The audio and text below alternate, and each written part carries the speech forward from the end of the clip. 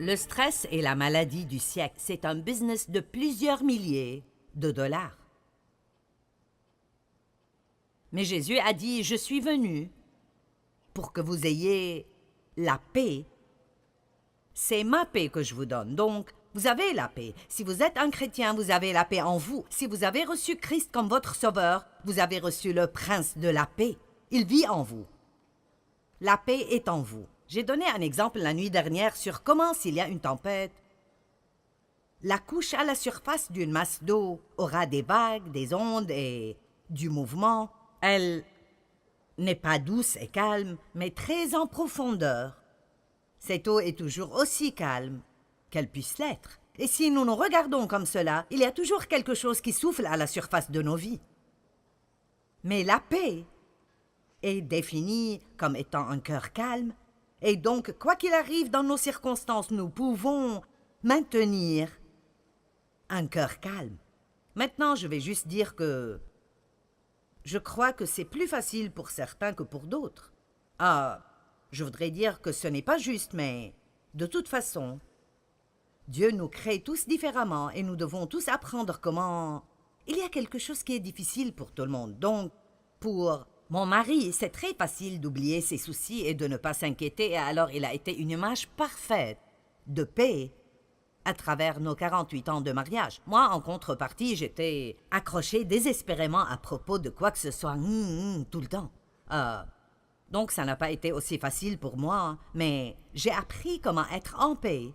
Et je peux vous dire que je suis plus en paix maintenant que je ne l'ai été de ma vie entière, alors que j'ai plus de responsabilités que je n'en ai eu de ma vie. Et alors, si je peux apprendre à être en paix, vous pouvez apprendre à être en paix. J'ai dit que si je peux apprendre à être en paix, vous pouvez apprendre à être en paix. Maintenant, je crois que quelle que soit la parole prêchée, il y a la puissance d'amener la délivrance aux gens dans cette région, parce qu'il y a de la puissance dans la parole. Donc je m'attends à ce que des chaînes soient brisées chez certains dans cette région, et cela ne veut pas nécessairement dire que magiquement tout votre stress partira, mais quelque chose arrivera en vous, quelque chose sera brisé, et vous recevrez une révélation que vous n'avez pas besoin de vivre comme cela plus longtemps. Matthieu chapitre 11, verset 28. « Venez à moi, vous tous qui peinez et êtes chargés de lourds fardeaux, et je vous donnerai du repos. Je reposerai, soulagerai et rafraîchirai vos âmes. » Il me semble que ce qu'il dit est « Je peux vous apprendre comment vivre sans stress. Prenez mon joug sur vous et apprenez de moi. » Maintenant, si nous lisons juste le verset 28, c'est comme si tout ce que nous avons besoin de faire est de venir chez Jésus et il fera que tout cela arrive. Venez à moi, vous tous qui peinez et êtes chargés de lourds fardeaux, et je vous donnerai du repos. Nous voulons prendre cette partie et... Jésus, me voici, agis. Mais après, il dit, prenez mon joug sur vous et apprenez de moi. Donc, apprenez de moi veut dire, d'accord, je peux vous montrer comment avoir du repos, du soulagement, du rafraîchissement, mais vous allez devoir regarder comment je vis, et vous allez devoir me suivre et apprendre à faire les choses de la façon dont je les fais. Maintenant, il utilise ce terme « joug ». Prenez mon joug sur vous, et nous ne sommes probablement pas familiers avec cela. Alors, j'ai en fait une image que nous allons mettre ici, que je veux vous montrer de ce que ça veut dire d'être sous le même joug avec quelqu'un d'autre. Ceci est un joug de bœuf. Et vous voyez qu'ils sont connectés ensemble, parce que si les deux tirent le poids, ça rend la tâche beaucoup plus simple. Et Jésus nous dit littéralement, si vous restez sous mon joug, attaché à moi, je tirerai avec vous à travers la vie et je rendrai votre tâche beaucoup plus facile. Mais maintenant, nous devons comprendre que Jésus dit, il y a une autre analogie ici et je crois que c'est restez près de moi, restez connectés à moi, restez avec moi dans toute situation et regardez bien et voyez comment je ferai quelque chose et puis suivez-moi. Et de cette façon, vous ne vivrez pas sous le stress tout le temps. D'accord, vous pouvez enlever l'image. Je voulais que vous voyiez ce que c'était. Une bonne prière, une prière magnifique et « Oh Dieu, enseigne-moi ta voix ». La Bible dit que les Israélites ont vu les actes de Dieu, mais Dieu a appris à Moïse sa voix. Les Israélites voulaient des miracles. Beaucoup veulent des miracles. Oh Dieu, que ceci s'en aille. Dieu change cette situation pour qu'il n'y ait pas de pression dans ma vie. Mais Moïse est allé plus profondément, et vous devez aller plus profondément et dire Dieu, quoi que soient mes circonstances, enseigne-moi ta voix. Apprends-moi comment m'en occuper comme tu t'en occuperais. Allez, pouvons-nous glorifier plus fort?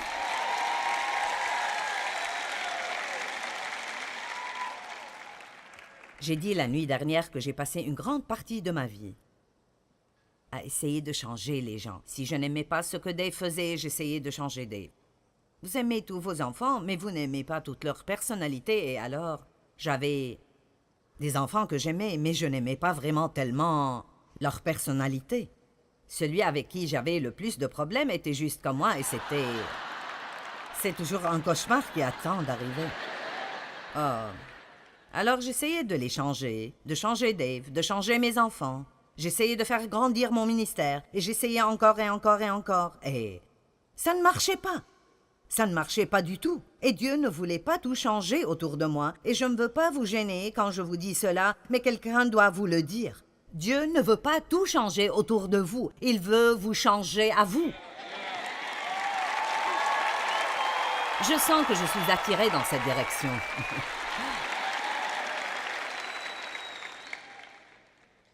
Mince, si nous pouvions juste comprendre ceci. Dieu ne veut pas changer toutes mes circonstances pour qu'elles m'aillent bien tout le temps et la vie est douce et bonne. Il veut me changer à moi. Jésus a dit « Suivez-moi ». Il ne voulait pas dire « Suivez-moi et laissez-moi rendre votre vie merveilleuse ». Il voulait dire « Regardez-moi et apprenez comment faire ce que je fais ». Maintenant, avant que je n'aille plus loin avec ce merveilleux message, Dieu a inséré quelque chose dedans ce matin que je crois est juste, comme une parole de Dieu pour certains aujourd'hui. Et Dieu m'a mis cela sur le cœur quand je m'asseyais ici ce matin pendant la louange et j'ai réalisé que je devais ajouter cela à mon enseignement. Nous allons regarder le psaume 32, les 5 premiers versets. Et je veux vous parler de la culpabilité et de la condamnation. Je sens que Dieu veut que je vous parle de la culpabilité et de la condamnation parce qu'il y a des personnes ici aujourd'hui qui sont exactement comme je l'étais. Vous vous sentez littéralement coupable, et cela presque tout le temps. Et vous ne vous sentez pas bien si vous ne vous sentez pas mal. C'est comme ça que j'étais.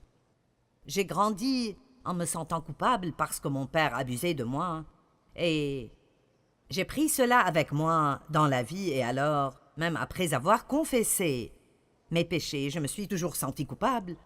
Et il n'y a rien de plus stressant. Maintenant, je veux que vous m'écoutiez. Il n'y a rien de plus stressant que d'errer avec ce fardeau de « quelque chose ne va pas en moi ». Pourquoi ne puis-je pas faire les choses comme il faut?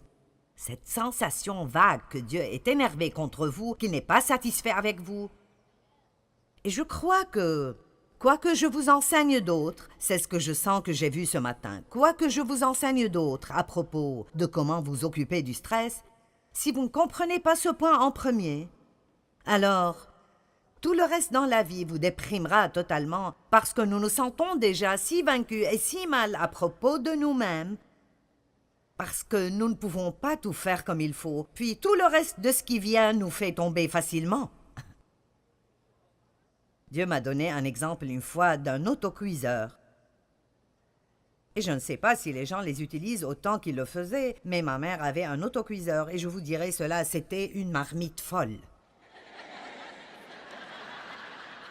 Parce qu'elle mettait des choses dedans, le couvercle dessus, et elle le fermait bien, et vous ne pouvez pas l'enlever, et il y a cette petite chose qui bouge en haut, et de la vapeur sort du haut de temps en temps. Et plus il y a des choses qui cuisent à l'intérieur, plus cette chose bouge vite. Et je me rappelle que ma mère me disait tout le temps « Ne le touche pas, ne le touche pas, ne le touche pas ». Et j'étais tout comme cet autocuiseur. J'avais toutes ces choses qui arrivaient à l'intérieur de moi. Et qu'importe combien je paraissais spirituelle, ou combien de fois par semaine j'allais à l'église, j'avais toujours toutes ces choses qui arrivaient en moi. Qu'est-ce qui ne va pas en moi? Pourquoi je ne peux rien faire comme il faut? Gna gna gna gna. Est-ce que quelqu'un sait de quoi je parle? Vous paraissez trop innocent à mes yeux. Et alors j'explosais toujours. Je m'accordais avec tout le monde jusqu'à ce que quelqu'un rentre et puis j'étais... Combien d'entre vous savent de quoi je parle? Je pouvais juste exploser à cause des choses les plus simples parce que je me sentais stressée tout le temps. Et je pensais que c'était mes circonstances. Mais honnêtement, une grande majorité de cela était ce qui arrivait en moi. Donc, si quelqu'un me touchait de n'importe quelle façon ou une circonstance me touchait, j'explosais comme cet autocuiseur. Et je veux juste vous dire que ceci doit changer avant que nous n'allions plus loin. Et je ne veux pas que vous partiez d'ici aujourd'hui et que vous continuiez à répéter la même chose encore et encore et encore. Laissez-moi vous dire quelque chose. Vous êtes des êtres humains imparfaits, et moi aussi. Et c'est exactement pour cela que Jésus est venu pour nous. Et il n'y a personne entre nous ici qui fera un jour tout comme il faut, même pas pour un jour. Même pas pour un jour. Nous avons tous péché en chemin vers la réunion ce matin.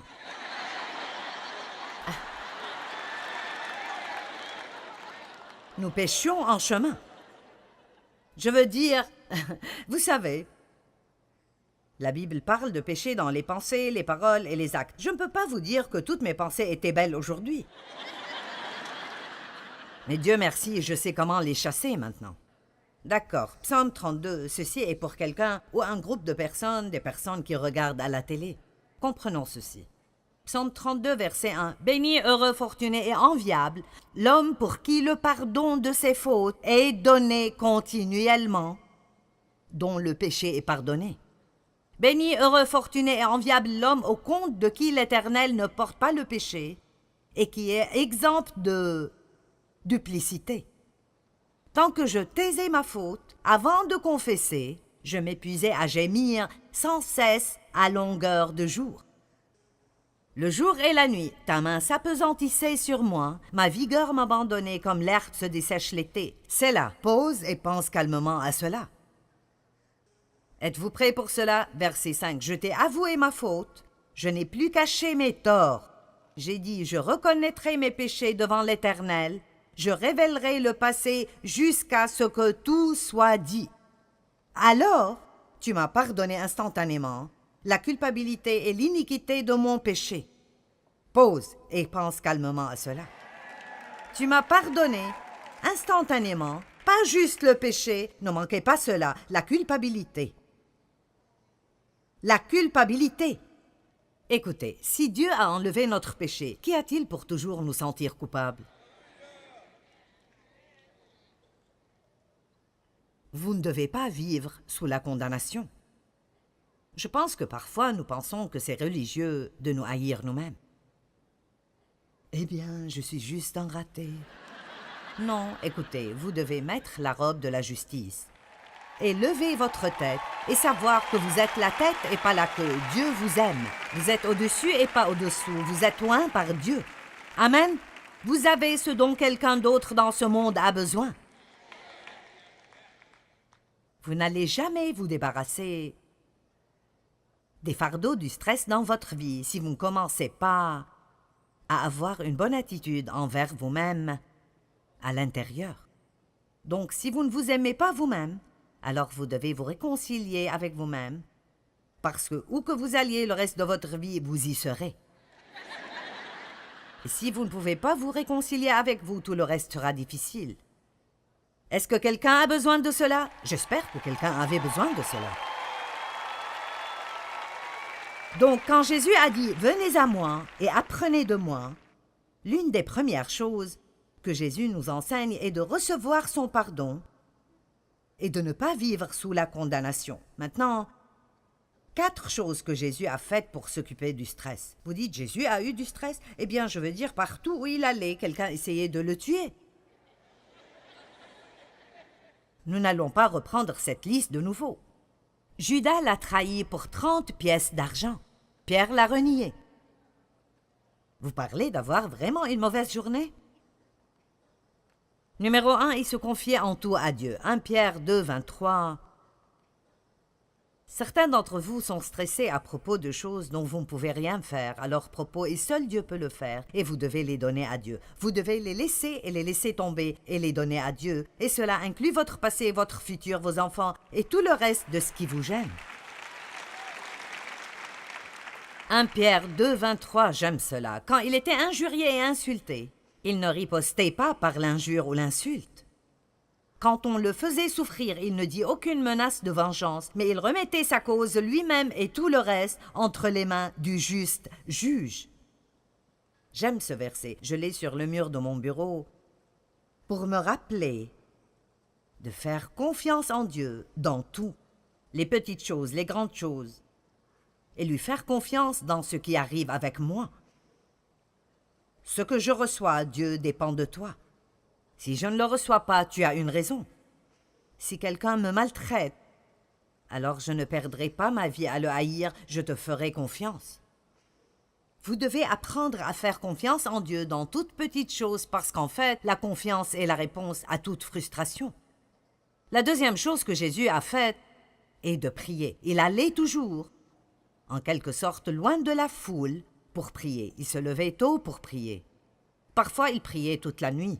Et je ne vais pas prendre le temps de me tourner vers ces versets, mais quand il était à Gethsémani, à se préparer pour ce qui allait être le temps le plus difficile de sa vie ou de celle de qui que ce soit, il a demandé à ses disciples de prier avec lui. Et nous savons par la lecture des évangiles qu'ils se sont endormis. Il prit avec lui Pierre et les 2 fils de Zébédée. Il commença à être envahi de tristesse et d'angoisse. Et puis il leur dit, c'est ainsi qu'il se sentait. Vous savez, nous n'avons pas besoin de faire tout ce qu'on sent. Il leur dit, je suis accablé de tristesse à en mourir. Restez ici et veillez avec moi. Et il s'est éloigné un peu, et quand il est revenu, ils étaient endormis. Mais l'une des choses qui sont arrivées et qui l'a aidé à traverser cela était que quand il s'est éloigné d'eux, un ange est venu et l'a servi et l'a fortifié dans l'esprit. Et l'une des choses qui arrive quand nous prions est que Dieu nous fortifie. Allons maintenant. Il nous fortifie, il ne fait pas... La prière ne veut pas toujours dire que Dieu se débarrasse de ce qui nous dérange. Plusieurs fois, il choisit de nous fortifier et nous permet d'endurer avec une bonne attitude.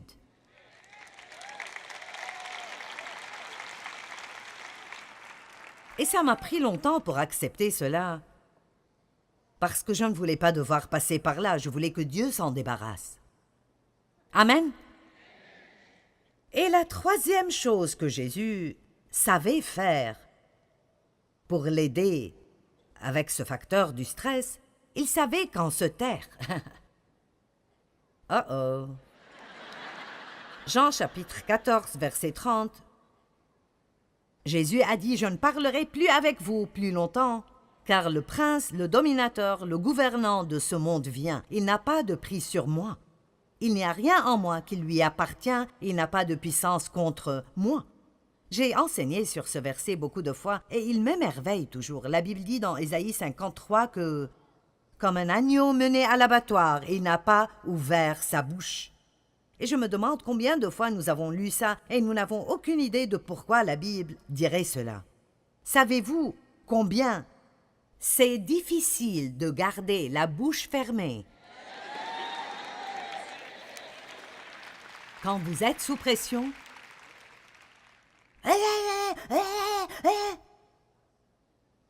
Et nous devons apprendre de cela. Allez, Jésus a dit, prenez mon joug sur vous et apprenez de moi. Donc nous regardons comment Jésus s'est occupé du moment le plus intense et stressant de sa vie. Et la Bible dit qu'il n'a pas ouvert la bouche. Et il a dit à ses disciples, je ne vais plus beaucoup vous parler maintenant. Il aurait bien pu dire, parce que c'est un moment très difficile pour moi. L'ennemi n'a pas de prise sur moi et je ne vais pas ouvrir ma bouche et dire quelque chose que je ne devrais pas dire et lui donner une entrée dans ma vie. Combien d'entre vous sont contents que Jésus ait gardé la bouche fermée en ce jour? Vous savez, je trouve cela très intéressant.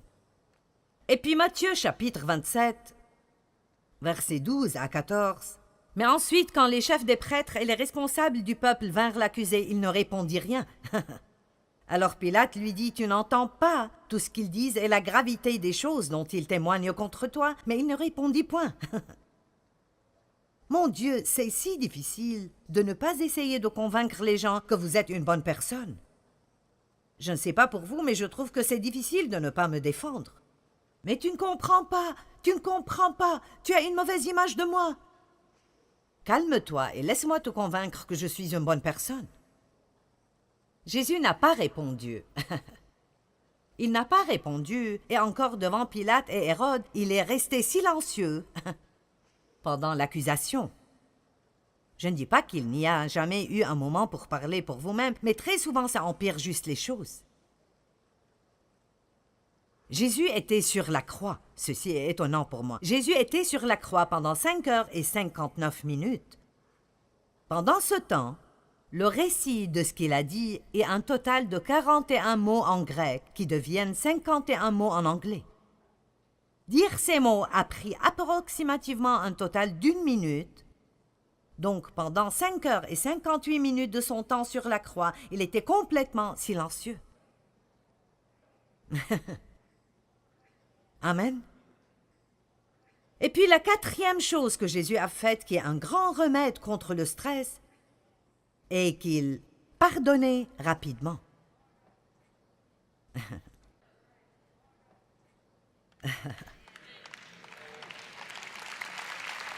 D'accord, puis-je vous donner un indice? Si vous voulez avoir une vie de stress et de misère, allez-y et offensez-vous facilement.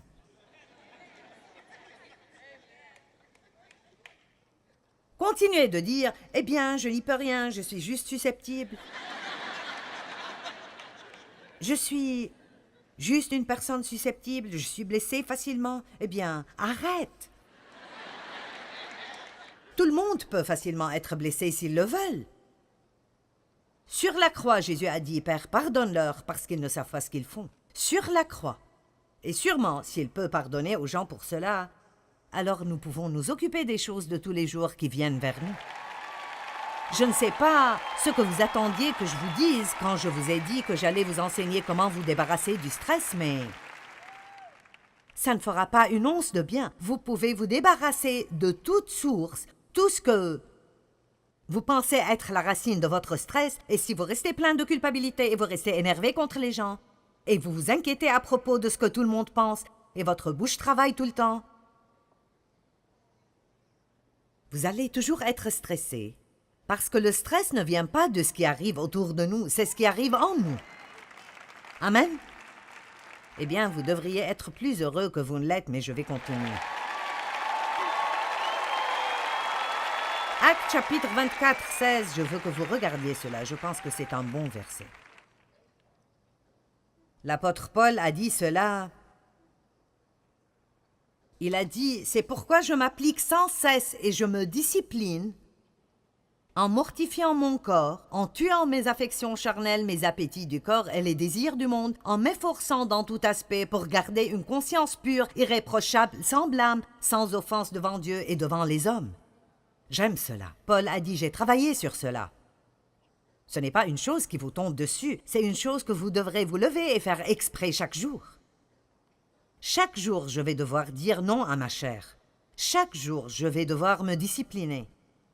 Je pense que nous devrions tous juste avoir un but.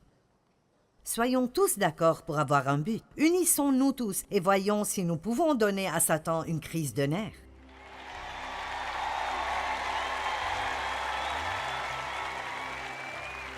Et à chaque fois que ces sources de stress viennent vers nous, nous dirons « Non, non, non, non, non, non, non, je suis passé par là, je ne le ferai plus. » Eh bien, n'est-ce pas vraiment bien de savoir que vous pouvez minimiser le stress dans vos vies et que vous pouvez tous compter sur Dieu pour qu'il vous aide? D'après 1 Pierre 5, 7, nous pouvons